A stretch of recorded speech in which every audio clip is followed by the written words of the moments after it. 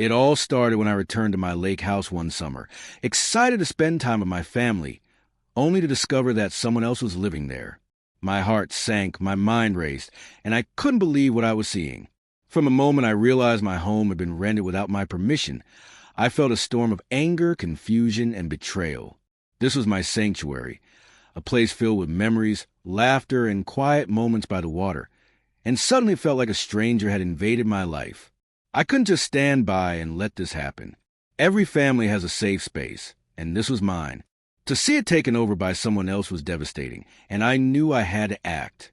The Homeowner Association, or HOA, is supposed to protect residents and enforce rules. But in this case, it seemed like they had forgotten their purpose. Karen, a neighbor with a controlling streak, somehow convinced the HOA to allow her to rent my property. It felt impossible to believe. How could they allow someone to violate the rights of a homeowner so blatantly? The injustice hit me like a wave, leaving me reeling and desperate for answers. I began digging, researching every law, HOA guideline, and precedent I could find. I spoke to lawyers, neighbors, and anyone who had experienced similar conflicts. The more I learned, the more I realized this wasn't just a personal grievance. It was a violation of the law and my fundamental rights as a homeowner. Each conversation left me more determined, feeling a fire inside me that wouldn't be extinguished until justice was served. The emotional weight of the situation was overwhelming.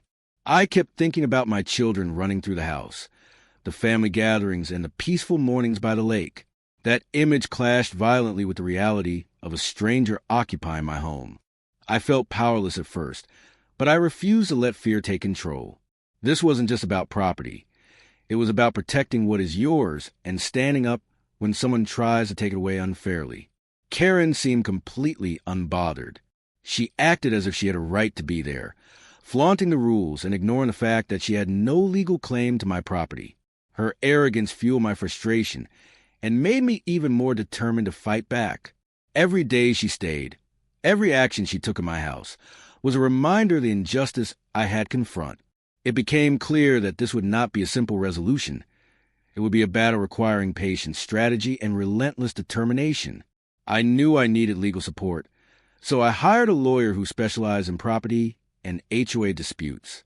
Together, we meticulously gathered evidence, documented every interaction, and built a case that highlighted the illegal nature of Karen's actions. The process was draining mentally and emotionally, but each step forward strengthened my resolve. I reminded myself constantly, this is not just about me. It's about standing up against wrongful actions that could affect anyone in the community. The court proceedings began, and I could feel the tension in every room. Karen remained defiant, confident that she could outmaneuver the legal system.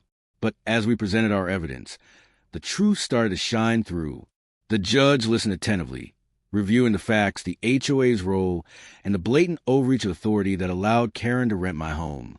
Each detail we presented was like a piece of a puzzle, revealing a picture of injustice that demanded correction. As the trial progressed, emotions ran high. I felt a mix of hope, anxiety, and vindication. Every word spoken in court carried weight, and I could sense the judge's growing understanding of the situation. Karen's composure began to crack, revealing frustration and panic that mirrored the stress I had endured for weeks. The courtroom became a stage where truth, justice, and human emotion collided in a way that left no room for ambiguity. Finally, after days of testimony and evidence presentation, the judge delivered the ruling. Karen had no legal right to occupy or rent my lake house. The decision was clear. My home was mine, protected by law, and the HOA had overstepped its bounds. I felt an overwhelming sense of relief and triumph. Justice had been served, not just for me, but for anyone who might face similar abuse of power. Walking back into my home after the ruling was surreal. Everything felt like it was back in its rightful place. Yet I carried with me the lessons of resilience, persistence, and the importance of defending what you value. The experience had tested me in ways I never expected, but also reinforced my belief in the power of standing up for your rights, no matter how impossible the odds may seem. If you ever face a situation where someone is trying to take what's rightfully yours, remember, don't ignore it. Document everything, seek expert advice, and never underestimate the power of persistence. Your home, your rights, and your peace of mind matter, and you owe it to yourself to protect them. CTA. If you face a similar struggle or know someone who has, share this story, comment your thoughts, and make sure to stand up for what's yours. Don't let anyone take your peace or property without a fight. Even after the court ruling, the aftermath of what happened lingered in my mind. The fear that someone could so easily try to take your home doesn't disappear overnight. I kept thinking about all the little ways Karen had disrupted our lives, from ignoring rules to flaunting authority, and it fueled a determination in me to make sure this never happened again. Every homeowner deserves security, and I realize that vigilance and awareness are just as important as legal protection. The HOA, which was supposed to act as a guardian for residents, had failed miserably. Their negligence allowed Karen to act without consequences for too long. I couldn't help but wonder how many other families might face similar issues if the system doesn't change. That thought pushed me to speak up, to demand accountability, and to make sure the HOA understood the real impact of their decisions. It wasn't just about my house anymore. It was about protecting an entire community from abuse and overreach. I also discovered that situations like this are more common than we realize. People assume that the legal system will automatically protect them, but without awareness and action, homeowners can lose their rights quietly. That knowledge made me feel a sense of responsibility. I started sharing my story, warning others about the signs of HOA mismanagement, and explaining what steps to take if someone ever tries to encroach on their property. Knowledge, I realized, is one of the most powerful tools in defending your home. Throughout this process, my emotional journey was intense. I went from shock and disbelief to anger and frustration, and finally to empowerment and clarity. I learned that emotions, while overwhelming at times, can also guide you toward action. Every tear, every sleepless night, and every anxious thought became fuel for the fight. It reminded me that our homes aren't just buildings. They are spaces filled with memories, love, and life, and protecting them is worth every ounce of effort. Karen, on the other hand, seemed to vanish in the community for a while, but I couldn't allow complacency. I documented everything, reviewed the HOA policies, and worked with other neighbors to prevent similar issues. It was clear that one person's negligence or abuse of power could affect many lives, and I refused to let history repeat itself. I learned that being proactive, even when it feels exhausting, is the best way to safeguard your life, property, and peace. Looking back, the experience changed how I viewed conflict and authority. I realized that sometimes standing up for yourself is uncomfortable, messy, and emotionally draining, but it is also necessary.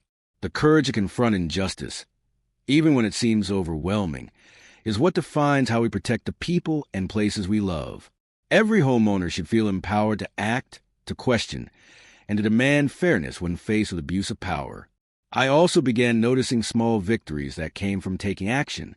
Neighbors thanked me for sharing my story, legal advisors appreciated my meticulous documentation, and the HOA itself began reviewing policies more carefully. The ripple effect of defending my home extended far beyond the lake house. It was proof that standing up against wrongdoing doesn't just benefit one person. It can strengthen an entire community. The journey taught me patience, too. Legal battles and bureaucratic processes take time, and emotions can cloud judgment. But persistence, combined with clear evidence and calm determination, ultimately leads to results. Karen's arrogance and the HOA's initial failure couldn't withstand the truth. It reminded me that even when systems fail, integrity and courage can make a difference. After everything, I returned to my lake house with a deeper appreciation for home, community, and justice. Each sunrise over the water felt like a reminder that resilience pays off. Every memory that was at risk of being tarnished was now restored, and the space once threatened became stronger than ever. I understood that protecting what you value is a lifelong effort, but it is also deeply rewarding. I hope my story inspires others who feel powerless or overwhelmed by unfair situations. You are never truly powerless. Document research, seek support, and fight for your rights with confidence and clarity. Every effort counts, and every action sends a message that abuse, neglect, or violation of your rights will not go unanswered. If you face a situation where someone threatened your home or property, don't stay silent. Share your story, educate others, and take the necessary steps to protect your rights. Stand firm, be vigilant, and never let anyone take what belongs to you without a fight.